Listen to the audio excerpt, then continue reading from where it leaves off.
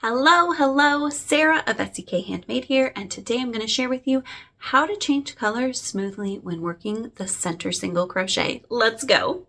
Changing colors using the waistcoat stitch creates such a really fun and gorgeous fabric, and it's really not as hard as it seems. So let's dive right into how you make all those beautiful color changes look nice and sharp. All right, let's talk about what supplies you need. For this tutorial, I'm going to go ahead and use 2 colors of a bulky weight yarn. This is just practice, so you can use whatever weight yarn you're comfortable with.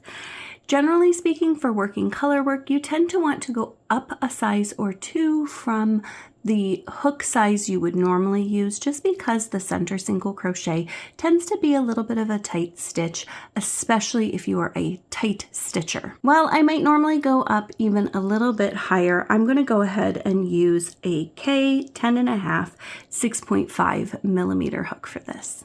To get set up for this tutorial, I've created a little swatch of waistcoat stitch. I'll go ahead and drop the tutorial in here so that if you need a reminder of how to do that, or if you've never done it before, you can head over there real quick and then bounce back over here. When you change colors in center single crochet, you're going to go ahead and start your color change the stitch before the changed color. So if this stitch were going to be gray, but this stitch were going to be gold, I would work the first part of my stitch in the gray. Then I'm going to go ahead and pick up my gold and pull through the 2 loops on my hook in the new color.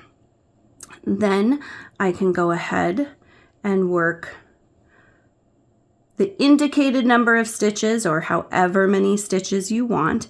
And then let's say this is my last gold stitch and the next one needs to be gray. I'm going to insert my hook, pull up a loop with my gold so that I have 2 loops on my hook, drop my gold, pick back up my gray.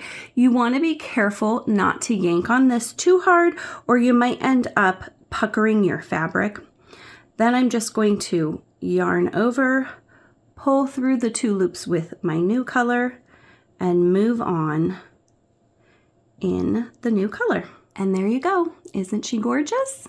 I am so excited for you to use this technique to make your crochet color work look extra professional.